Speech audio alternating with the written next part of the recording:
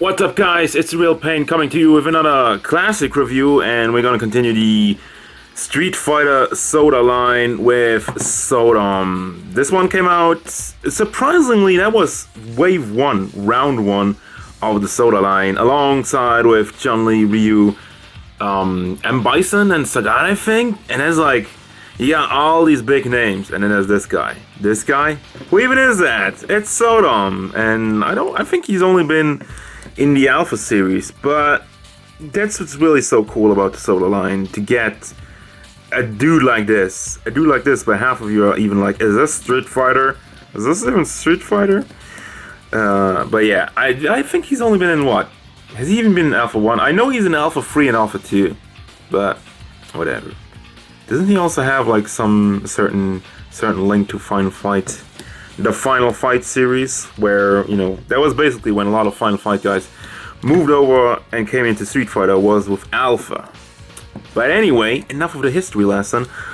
Let's have a look at the size. He's actually a lot taller than I remember him being in the games.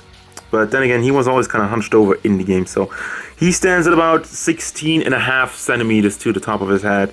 And if you wanna take this one, the little crown part, that would be 17.5 centimeters, which means 7 inches to the top of his kind of crown thingy, and you know, probably 6.6 probably to the top of his helmet. Now, overall design, it's fairly simple, but they executed it very well as usual. With these SOTA figures, there's like all this kind of little bit of detail. You know, you could have just made this plain. You could have just made like a line over here and a line over there. But no, they made like, this is cloth. We're gonna make this look like cloth, and he probably has some kind of armor under it. Now the face, we're also having like a little bit of technical difficulties with the camera again. I know it's yellowing. I'm sorry. That's because when there's too much blue, this camera's ass. But anyway, I really like the whole Kabuki Shogun armor thing he's got going on. Nice and golden. It's a little bit shiny with the flat blue. Got the nice little logo going on there, and all the detail in his belt. Same thing goes with the arm bracelets. Kind of like more armory stuff going on, and the nice jeans with the lines going down, the seam going down, and the knee pads. Now let's move on to the articulation. First of all, I'm gonna take this off actually, because it's gonna fall off. It's kind of loose on there, but there's a reason you can take this off, and there's a reason I haven't glued it yet. I might though. So the hat goes back and forth, a little bit of wiggle motion. You got that, and goes not really size. Oh, well, it does. Never mind. And it would go around, but I mean, you can force it around. I don't want to break anything, but it would go around. Let's say it like that. If you play around with it a little bit, then we got the shoulder, which is, it's very stiff and kind of limited. But you got your old ball with the hinge over there, so it rotates around and it goes up and down. Like I said, it's stiff, and it really depends on where it stands, but it doesn't really go up or down that much. It's kind of like that. I think it's as much as it gets, and I'm really trying hard, guys. So then we have a swivel over here, and one hinge in the elbow, which doesn't really go up because it's blocked by the sculpt.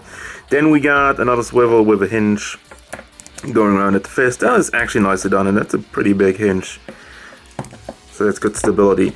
Then, as you can tell, over here we got another hinge. Big hinges. There you go. You can hear me like and it's kind of heavy to move that around, because it's kind of like sculpted. It's kind of sculpted in a way where it's sliding a little bit over it, but it overall looks good no matter how you move it around. So you got that, and then we got the big ball joints going on down at the pants, which have a hinge, so same as the shoulder, they swivel around, goes around, and then you can move it side to side thanks to the hinge. Then we got double jointed knees, and we got a hinge at the foot, which is also kind of, oh no, there it goes. It's kind of angled though, and as you can tell, the foot kind of goes inside a little bit. But it's alright. So then we got this weird swivel piece at the foot, which I don't like at all. It doesn't really accomplish much, and it doesn't look good. I mean, with this one, with the entire white sock thing going on, you can kind of still move it around without making it look too bad, but it's not great. And then, of course, you have a toe hinge, and there's the articulation. Now, as far as accessory goes, he has only one more open fist hand for his weapons. If you didn't notice before, he has only one open hand and another fist hand, and you got both fist hands, so you can hold his size.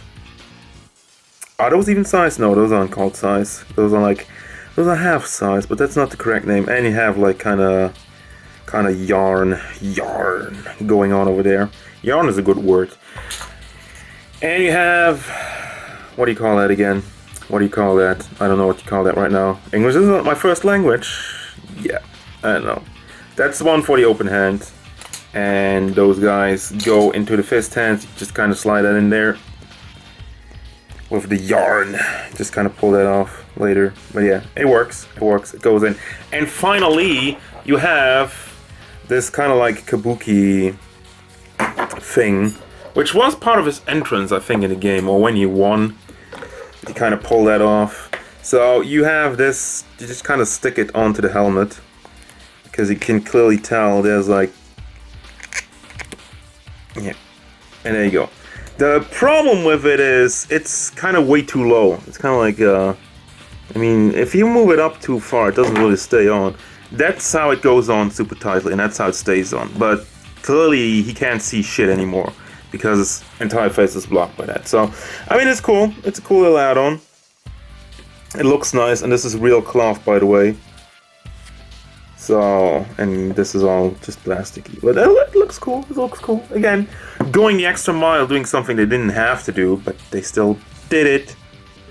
Well then, time for the final thoughts. What do I think about this figure? Well, as usual, guys, SOTA figures over the Street Fighter line were amazing, and if you can find them still on eBay, I would highly recommend you get them, because with this guy in particular, when will we ever see another Sodom? I don't know. The only chances of him getting another figure is getting into new game, which would be Street Fighter 5 right now.